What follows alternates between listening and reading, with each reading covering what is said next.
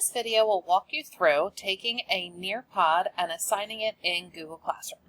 So once you have your Nearpod into Nearpod, I edit most of mine in Google Slides and then I upload them into Nearpod. If I'm going to post it into Google Classroom, generally I'm posting a self-paced lesson. So if you click self-paced, I already have a lesson here, but I could launch a new student-paced lesson. And when I launch a new lesson, it tells me that it's good for 29 days. And I can turn on, require them to respond, and prevent skipping. You can assign it directly to Google Classroom. However, because I'm generally not just assigning this one single thing, but I'm including it on multiple things, I tend to use the link. So I'll walk you through both.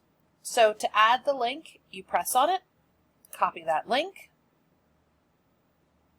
I've now returned to my Google Classroom, and inside my Google Classroom, I'm going to go to Create, and I'm going to create an assignment. So in Google Classroom, I'm going to go ahead, give it a title. It's the title for the whole day. Give the students instructions, and then I'm going to add a link, and then Control V to paste that link into here and add that link. Once that link is up, it's ready to go. And then come over, and I can choose how many students I want it to be. If I want it to have points or not, I'm going to do this one just as ungraded. I'll give it a due date, so if I'm assigning it then, I'll give them until Wednesday to get it done. I'll create a topic for it, and then since it's ungraded, I'm not putting a rubric in, even though those things would be options.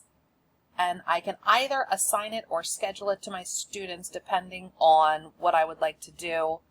For this one, I'm going to say I'm ready for it to go live. I can just assign. So that is then, it pops up here. It's due today because I'm making the video on Wednesday already.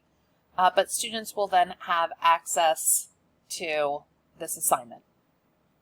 Returning to Nearpod, if I did want to use the fact that it will send it directly to Google Classroom, I can click Google Classroom.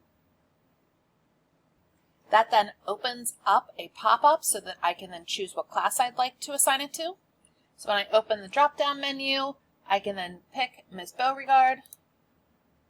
And then I can choose an action. What do I want it to do? Do I want it to be an assignment, a question, an announcement, or a material? And I'm going to make it an assignment because I want to make sure that I can check and give students feedback that they finished it. So I create an assignment that gives me the ability to give it that due date.